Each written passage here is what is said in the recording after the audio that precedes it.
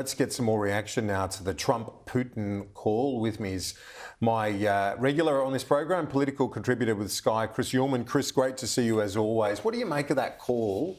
2 hours long, a step forward, but not entirely the peace deal that many had hoped for. Yeah, they haven't won very much at all, really, at this stage. It's just to stop the attacks on energy infrastructure, which means the fighting along the front line will continue. They're not going to attack, they say, any civilian infrastructure, but, you know, bombs continue to hit places that are civilian. So, you know, I don't know how much you can invest in that. And look at what is essentially being asked for, that there be no NATO involved in any of this, that there be no peacekeepers from Europe involved in any of this, that Russia gets to keep all of the land, that the West stops arms deals, that it stops all intelligence sharing. In fact, that Russia and the United States not how to deal together and exclude Ukraine from it, Kieran. So at this stage, it appears to me that all of the cards in the deck are with Vladimir Putin, and as the negotiation begins, the United States actually has already given up a lot of ground. You know, Donald Trump is right when he says that the United States doesn't necessarily have a lot invested in this, and certainly his supporters aren't backing Ukraine. So it'll be fascinating to see where it lands, but I fear for Ukraine and the people of that country. Yes, indeed, and huge ramifications for the rest of the world too, our region. I was really interested to read your piece at the weekend, quoting that famous poem about God grant me the serenity to accept the things I can't change, courage to change the things I can, wisdom to know the difference. We should adopt that when it comes to Trump, because you've got to look at what is guiding those around him, including some of the economic rationale. And there is, as much as his critics might say, there's not. There is a rationale that underpins a lot of what they're doing when it comes to things like tariffs at the moment. Yeah, and I've met these people. It might not make sense, but there is a rationale. Well, in fact, within their own lights, it makes a lot of sense. And it's some very, very well-credentialed people who are working for the Heritage Foundation put together a plan that runs to 880-odd pages, and it's hugely detailed. Tariffs are a part of that, but only a small part of that.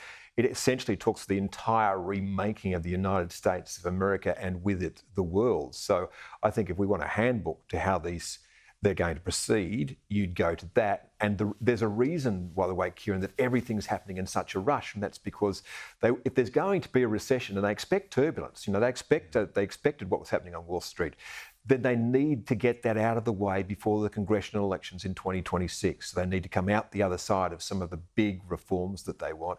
But these reforms will have a big effect on the world, right down to, you know, the notion of what is going to be the reserve currency of the world. All of that's been thought about. Yeah, and the challenge, though, I guess, Chris, when we look at it, and as I say, I enjoyed your analysis. You look at the things that have a cloud over their plans is also internally. You've got the nationalists like Steve Bannon and others who might be arguing against some of these plans. And internally there are power plays as well, like any administration. Yeah, you did right, mate. And the thing, the two mistakes that people can make is to think that these people are fools, and particularly Donald Trump. Well, if he's a fool, he wouldn't have dominated US politics for the last decade. So the man knows what he's doing when it comes to politics. I have never seen a politician who has been able to essentially take over a political party all by himself and transform it into his own image and likeness. Now, that takes an enormous amount of skill, and he has a capacity to communicate with people that is well above many of the people who are his detractors. The other thing is to think that they haven't thought this stuff through, that when we keep saying to them, don't you realise this is not in your best interests, they believe that it is.